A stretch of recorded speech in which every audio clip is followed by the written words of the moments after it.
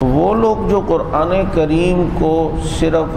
حفظ کرنا بیکار سمجھتے ہیں کہ جی یہ تو طوطے کی طرح رٹی ہوئی باتیں ہیں اور طوطا جیسے رٹتا ہے اسے پتہ ہی نہیں ہے میں بول کیا رہا ہوں، تو جو حفظ کرتے ہیں اور جو سمجھ کے نہیں پڑھتے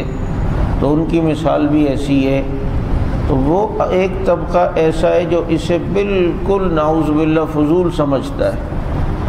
تو یاد رکھیں کہ قرآن کریم کو سمجھ کے پڑھنا تو بہتر ہے، لیکن اگر کوئی آدمی قرآن کریم کو سمجھتا نہیں ہے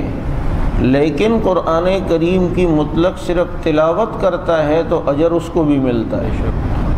ثواب اس کو بھی ملتا ہے، اور یہ بھی فائدے سے خالی نہیں ہے، اور یہ بھی کہ انسان کا وقت عبادت کے اندر گزر رہا ہے۔ اس لیے قرآن کریم کو مطلقاً صرف تلاوت کرنا، اس کے ایک ایک حرف پر اللہ تعالیٰ 10 نیکیاں عطا فرماتے ہیں۔ امام احمد بن حنبل رحمۃ اللہ علیہ نے اللہ کے نور کی تجلی کی زیارت خواب میں 99 مرتبہ کی۔ جب 100ویں مرتبہ اللہ کو دیکھا تو پوچھا کہ اللہ آپ کے قریب ہونے کا ذریعہ کیا ہے؟ تو اللہ تعالیٰ نے کہا احمد میرا قرآن۔ پوچھا کہ یا اللہ سمجھ کے پڑھیں یا بغیر سمجھیں؟ کہا جو سمجھ کے پڑھتا ہے وہ بھی میرے قریب ہوتا ہے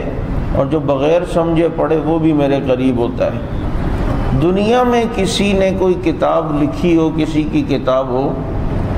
اور وہ دیکھے کہ کسی گھر میں یا کسی جگہ پر یا کسی جنگل میں یا کسی گھر میں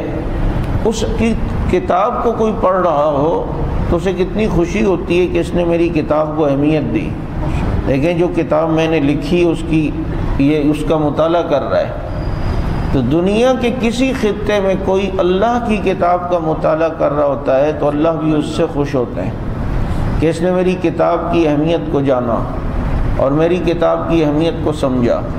یہی وجہ حدیث شریف کا مفہوم ہے کہ گانا سننے والا